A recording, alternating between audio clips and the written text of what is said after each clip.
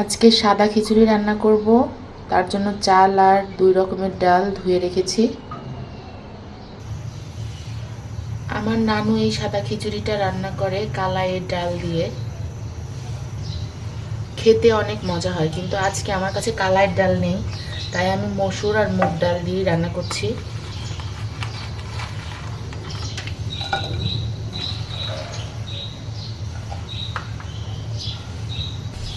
আসলে এক একজনের হাতের রান্না কিন্তু এক এক রকম টেস্ট হয়।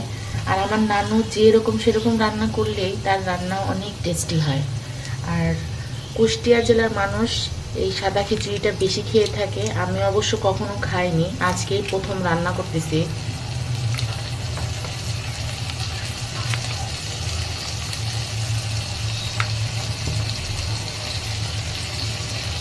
মানে আমি খেয়েছি, বাট আমি রান্না করে খাইনি।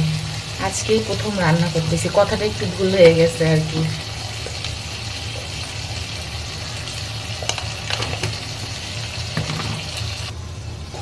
সাদা খিচুড়ি রান্না করবো, বাট অটোমেটিক্যালি আমার কড়াই থেকে হলুদ হলুদ রং উঠতেছে।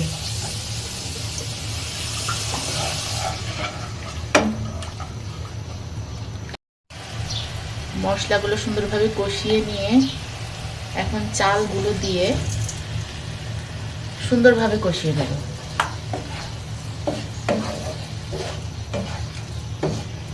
আমি প্রতিবারই সাদা খিচুড়ি রান্না করতে চাই, আর সাদার কালারটা আর আসে না, একদম পারফেক্ট সেই কালারটা আসে না, একটু একটু হলুদ হলুদ হয়ে যায়। চালটা সুন্দর করে ভেজে নিয়েছি, এখন এর ভিতরে গরম পানি দিয়ে দেবো। আমি আজকে চাল আর ডাল মিলে 1.5 কাপ নিয়েছি, তাই পানি প্রায় 3 কাপ বা 3 কাপের একটু বেশি।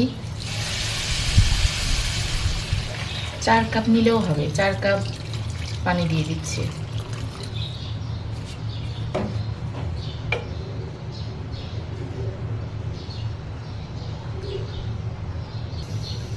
পোলাওয়ের চালের জন্য হচ্ছে ডাবল পানি, আর ভাতের চালের জন্য ডাবলের থেকেও বেশি পানি দিতে হয়, না হলে কিন্তু হবে না, শক্ত থেকে যাবে।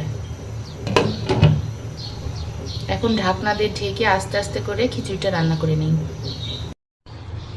রান্না করতে চাইলাম সাদা খিচুড়ি, হলুদ দিলাম না, তাও দেখি হলুদ খিচুড়ি হয়ে গেছে।